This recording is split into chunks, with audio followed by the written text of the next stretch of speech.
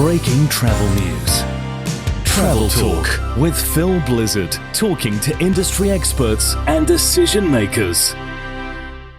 Breaking travel news at the Arabian Hotel Investment Conference 2015. Talking now with Starwood, looking at your pipeline development across the region. So what can we expect over the next few years? Well, we've today announced 5 new deals that we've signed over the last few months. That brings us to 7 for the year, which is incredible given that we're just in May. Yep.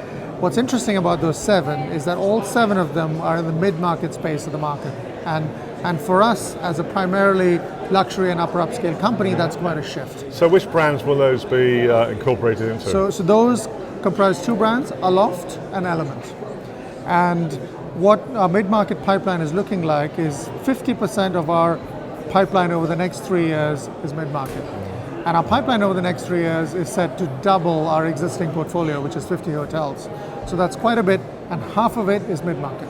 And we're seeing a lot here in Dubai in terms of the Sheraton and the brand itself. Yes. So what are the key developments taking place in Dubai at the moment? So in Dubai, most of the 5 that we announced, 3 of them are in Dubai. They're Aloft and Element.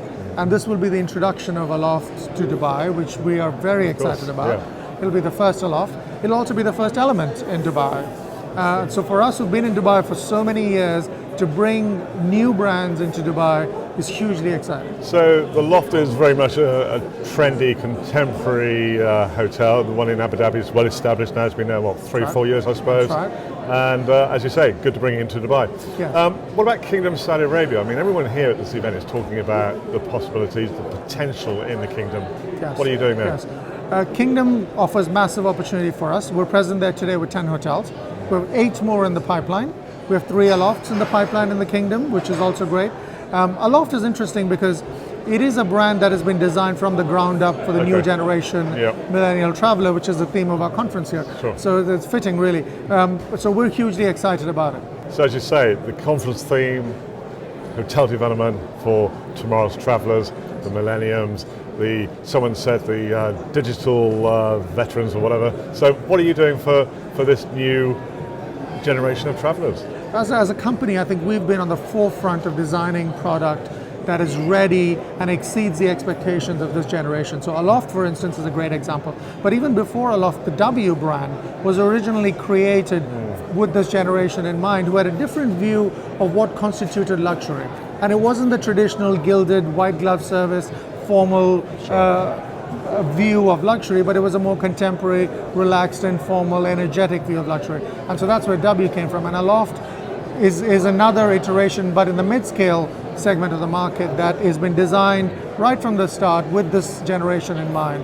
So it caters to things that we think that they know and appreciate: great design, affordable prices, informal, uncomplicated, all the things that make an excellent young at heart hotel. You mentioned W. What's happening with W in this region? You go onto the Palm Jumeirah, you see boards up there.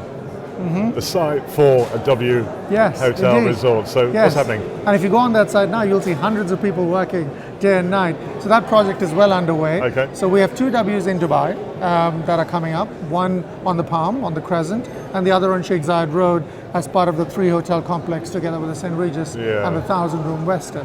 So that will be incredible once we have W going. And not too long to wait either. We think we're hoping to open the W by the end of this year or early next year. Right. So that's good. So that's pretty soon. Okay. Yeah. And to look at your inventory with the projects in the pipeline, how will that increase? What's going to be the change in what you can offer? So I think the change in our inventory is going to be dramatic.